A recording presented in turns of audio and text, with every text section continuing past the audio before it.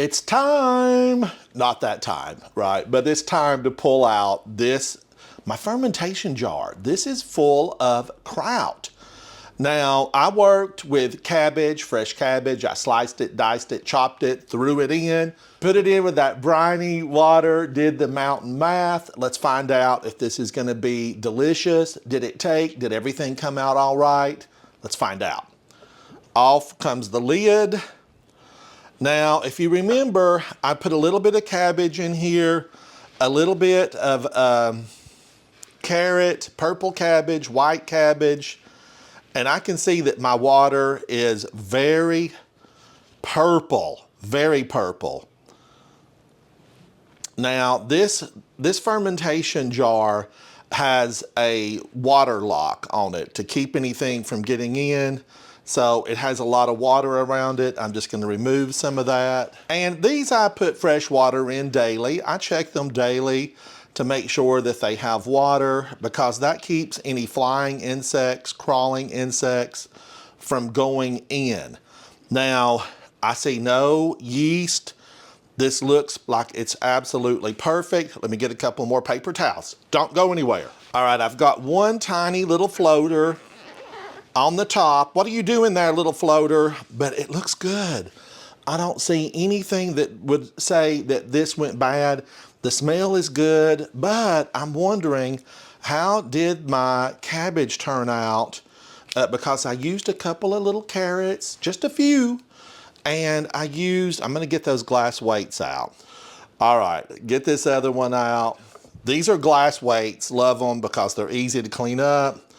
Now, let me get the cabbage out. Maybe I can get this out with this.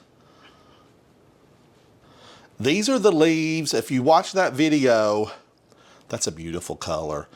If you watch that video, these were placed in to keep anything from floating to the top. Look at that color.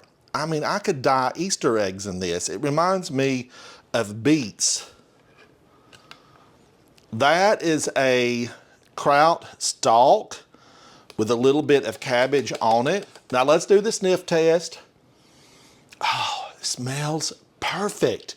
This brings back my mountain childhood memories. I grew up in the Smoky Mountains. We made kraut every single year, but in the big, massive churn jars, fermentation jars, we did a lot of kraut because everybody in the family loved it. I love it. And if you've never had fresh kraut, be sure you check out my video because you're gonna wanna make this. This is probiotic goodness. Now, this is the stalk with a little bit of kraut on it. This is just some cabbage that was on it. Let's give this a taste and see how it is.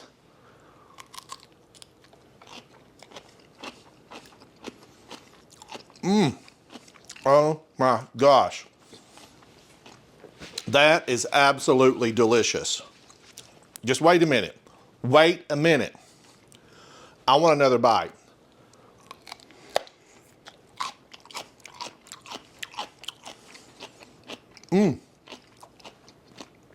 Oh my gosh. If you were here, I would share some of this with you. That's how good it is. All right. Let's go in with the spoon. Let's get my clean jar, because once I pull this out, this will need to go into the refrigerator. And I don't want to throw the brine away. Oh my gosh. Look at this. Look at that. So beautiful. There's another one of those little pieces of the cabbage stalk. Ooh, my grandmother used to keep those, and she would call me over and she'd say, "This is for you." And she would let me have that fermented stalk, and I would just love it. I mean, I really absolutely loved it. Now I'm gonna be able to put this into the refrigerator, and this will stay good for months.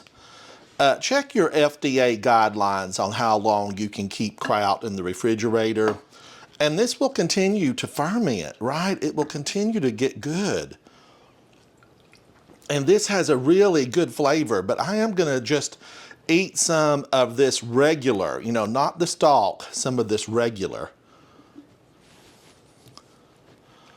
I feel like I can win a blue ribbon with this. Get your blue ribbon ready, judges, because I'm going to be taking it home. If I had a county fair nearby, I would be entering this kraut. This is a 3-liter size, so there's a lot of kraut in here. Let's smash some of that down. And I'm going to need to use this brine and cover this kraut because I want it to go into the refrigerator.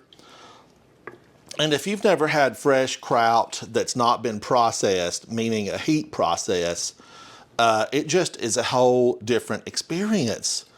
A whole different experience. All right, now let's get some of this out in my dish and give this a taste test. It looks so good.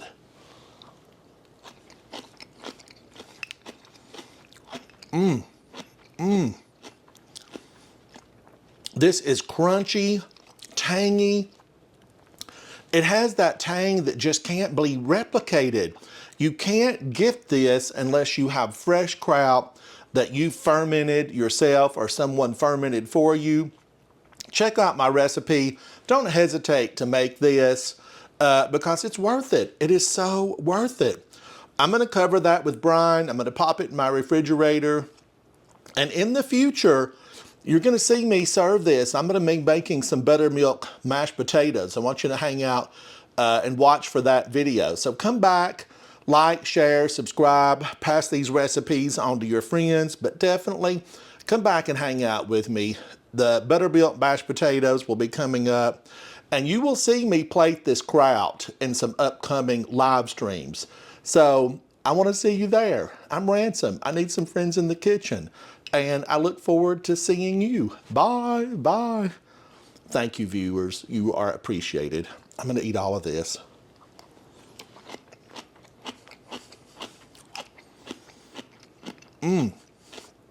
Oh my gosh, that is so good.